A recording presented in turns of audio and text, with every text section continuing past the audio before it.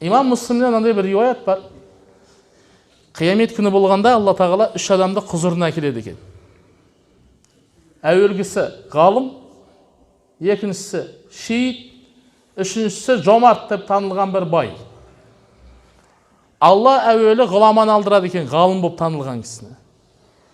Содан соң ол айтады екен: Аллахым, сен куәсің, мен сен үшін Құран жаттадым разылығың үшін, сен үшін оқыттым, балаларға үйреттім деп айтады екен. Алла айтады екен, басқа бір риуаятта періштелер айтады екен: сен өтірік айтасың деп.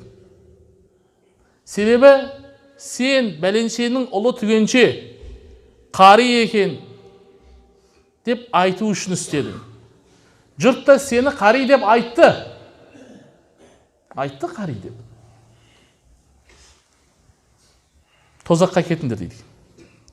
Екінші кісіні алдырады, ол шейіт еді, шахид. Ол айтады екен: Алла, мен сенің разылығың үшін жанымды қидым деп айтады екен. Алла айтады дейді, кейбір риуаятта періштелер: сен өтірік айтасың.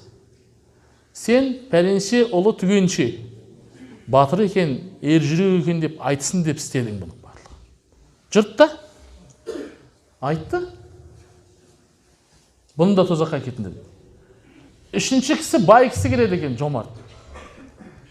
Мен, Аллахым, сен куәсің, сенің разылығың бар деген ешбір жерден дүниемді аяған емеспін.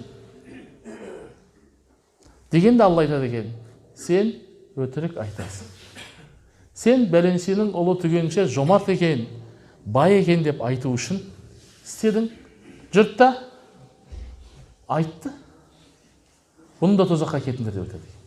Қараңыз, бұлардың барлығы, мен айтып отқан нәрселер, пайғамбар саллаллаху алейхи уассалам хадисінде баян еткен нәрселердің барлығы шариғи істерге қатысты жамағат. Кәдімгі біз күнделікті жасап жүрген нелер? Амалдар. Амалдар. Бұның ішінде рия араласа ма екен? Араласады екен. Араласады. Сырт көзге не болып көрінеміз біз? Жұрт шынымен ақ ғалымды ғалым деп айтты ма? Айтты. Қариды қари деп айтты ма? Айтты. Шейітті шейіт деп айтты ма? Айтты.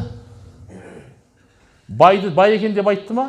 Айтты. Дүниеден қорықпайды екен, жомарт екен деп айтты ма? Айтты. Жұрт біз солай айтамыз, біреуді көрсек солай деп. Бірақ оның жүрегіндегі ықыласы Алла үшін болды ма, жоқ басқа үшін болды ма, тек Алла біледі. Және Алла міндетті түрде оған лайықты сыйын береді.